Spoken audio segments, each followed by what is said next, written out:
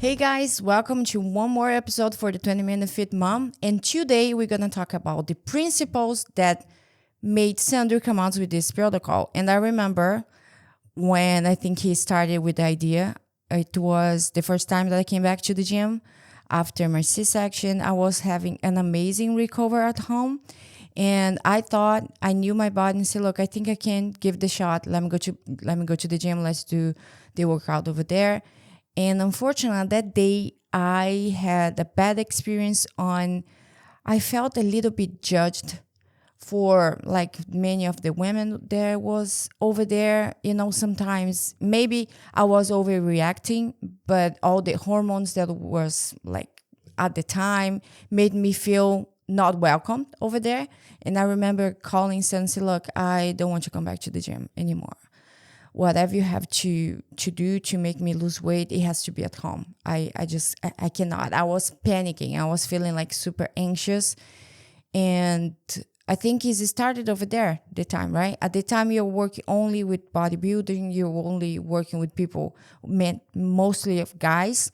So I want you to explain for whoever is listening, what means IBI? Because I know that the IBI is the system that you are using with the guys, and you try to bring this to the 20-Minute Fit Mom. So what means the IBI? Hi guys, I'm Sandro, strength trainer, registered dietitian, nutritionist, and former bodybuilder. And IBI means intense, brief, and infrequent. IBI system is how I name my training system, which is part of the 20-Minute Fit Mom. Okay, and the first principle, intense, means that the more intense you train, the stronger is the stimulus to tell your body that it needs to adapt. Okay. It needs to get stronger, lose fat. Everything that you expect from an exercise is coming from the adaptation. So that's the only reason why you should exercise. Okay. Besides this, the social part and any other thing that is related to going to the place, facility, but when it comes to the exercise itself, the only reason why you exercise is because you want an adaptation. You want your body to get better, stronger, faster, and more flexible. All right. So the stronger the stimulus, the better the response for the exercise. So that means principle. Yeah, the first principle, intensity. The second is brief. When you train with intensity, when you really give your all out in a set, let's say you're doing it in a squat, and you go until completely muscle failure. You cannot get up. You cannot. It's burning so much. You can't continue anymore. You need to first that you don't need to do a second set. That's why we do only one set per exercise. Also, you are pushing your muscles to the limit. So this high level of effort, it can't be done for a long period. So that's why it has to be short.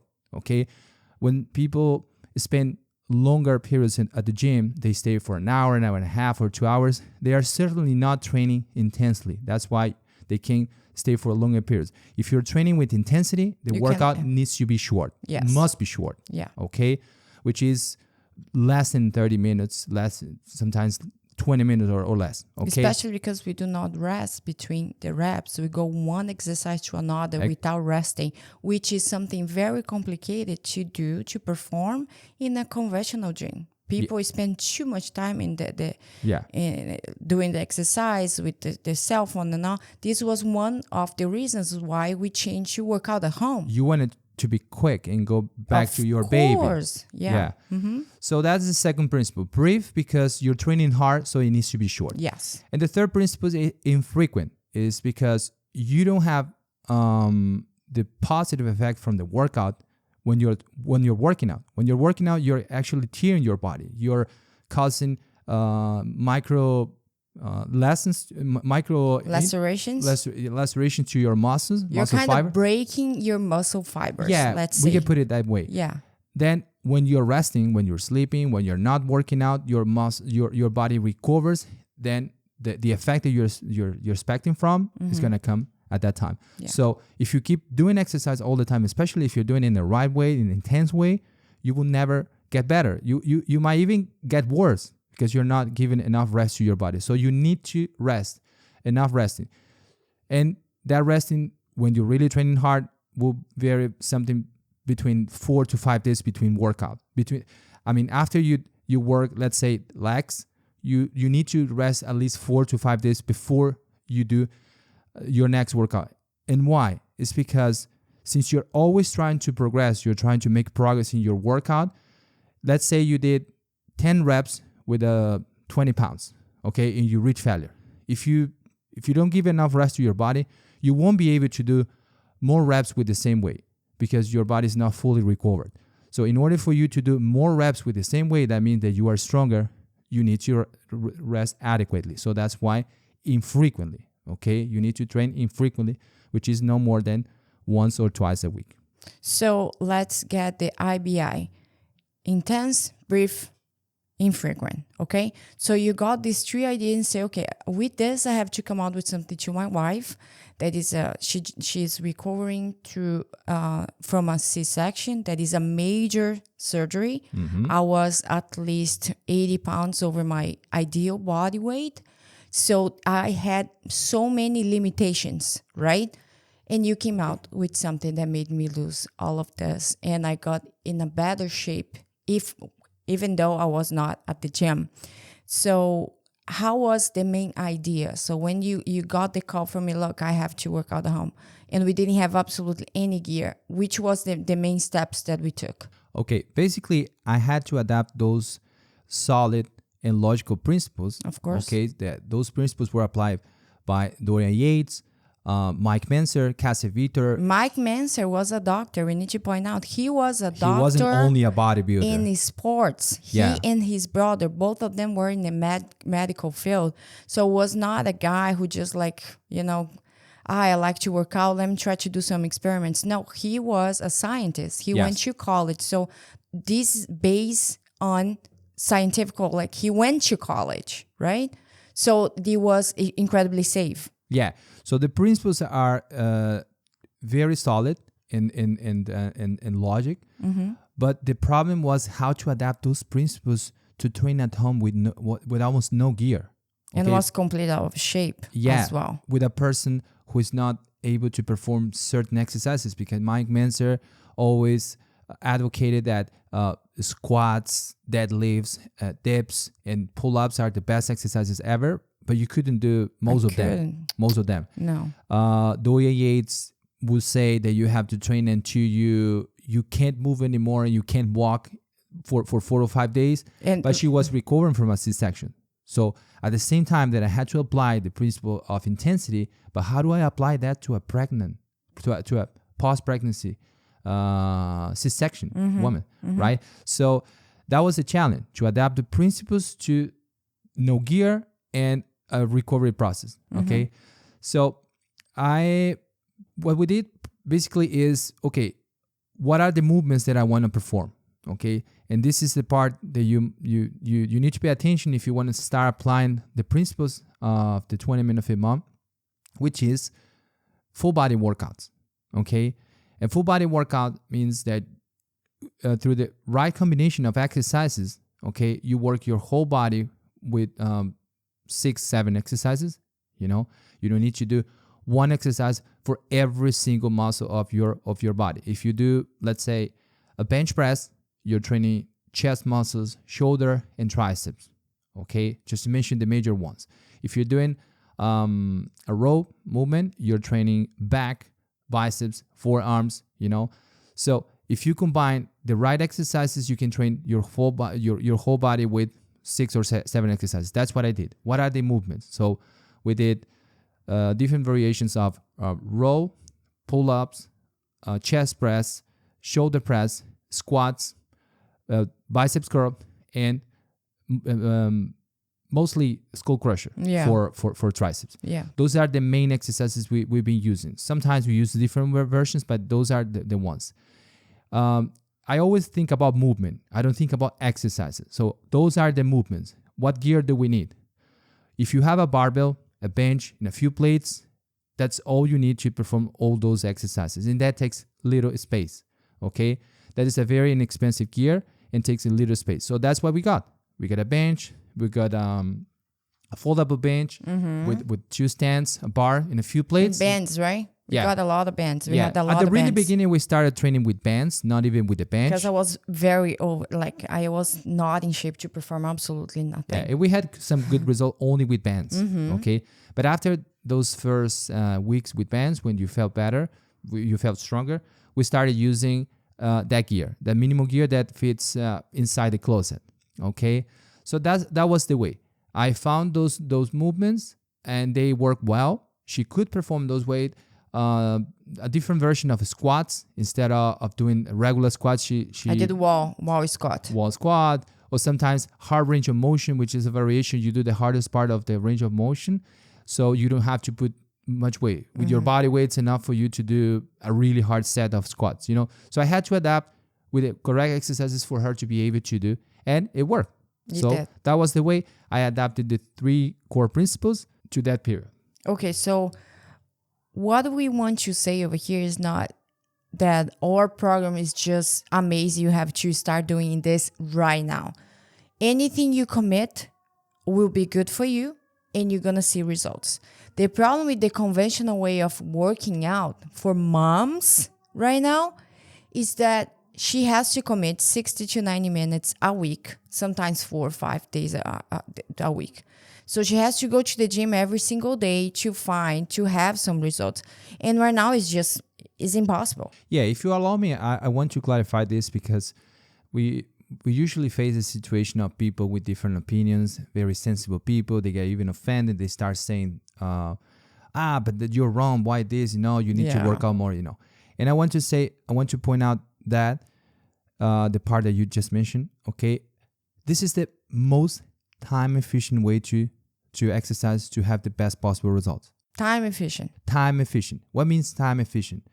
If you can make $1,000 working 40 hours a week, that's good. If you can make the same $1,000 working 10 hours a week, that's more time efficient. Okay, so she lost 84 pounds, lost 16 inches of her waist, training once or twice a week for 20 minutes. She could maybe lose the same amount of weight in measurement with training in a conventional way 5 times a week for an hour a day. Maybe if I was single, without kids, not working. Yeah, but just to put to explain the time efficient concept, okay? You could have the same result.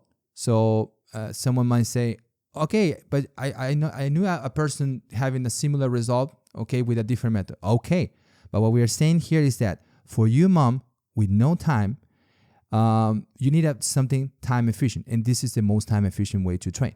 Okay, to really have the result, the aesthetic result you expect, which is losing weight and tone up. Okay, toning up, because if you do a lot of cardio and you follow a really restrict diet, you will lose weight, but your body will not look in the way you want. Okay, in order to have the best possible aesthetic result, toning up and losing weight, this is the most time efficient way. Not the only one, but the most time efficient way. So right now we are inviting you, mom. Whatever you're doing at the gym, I go to the gym and I do like 6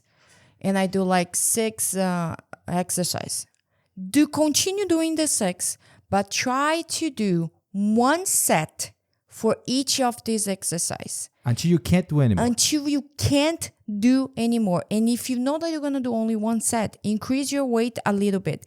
Let's go by, if you are doing leg press with 100 pounds, I'm just going to give this big number. Increase 10 more pounds and go to you cannot move your leg up and down anymore. Yes. And do the same with the next exercise and so on and so forth. Of course, you're not going to increase the same amount of pounds. And if you are doing bench press, for example, try to do this for the next time. And I want you to go to the gym the next day and try to do the same.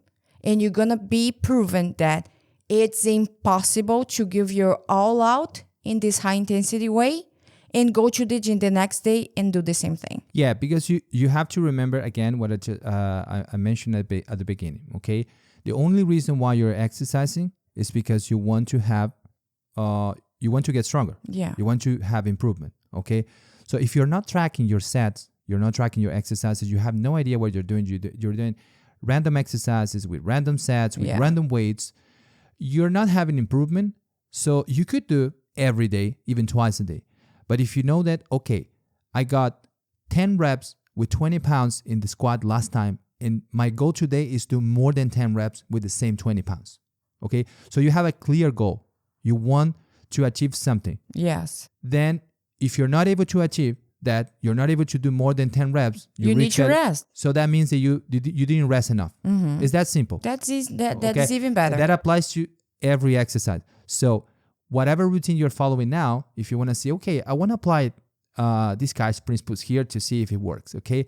You do one set to failure and you track how many reps you did, okay? We track time until failure. We don't track reps, but you can continue tracking reps, okay? So with 20 pounds, I did 10 reps. That's what everything I could do. I couldn't move anymore. So next time you go, you try to do more. Let's say you're training after 3 days. You couldn't do more than 10 reps. That means that you have to rest one more day. If you next time you could do more than 10, that means you're resting enough. So that applies to every body part, okay, for every exercise. And you will see that you will have much better results training much less, which will give you more time to be with your family, with your kids. And if you are not seeing results, probably there is something wrong with your meal plan. But this is another thing that we have to say that does not apply. It's not only about working out. Oh, wow, I'm working out so well.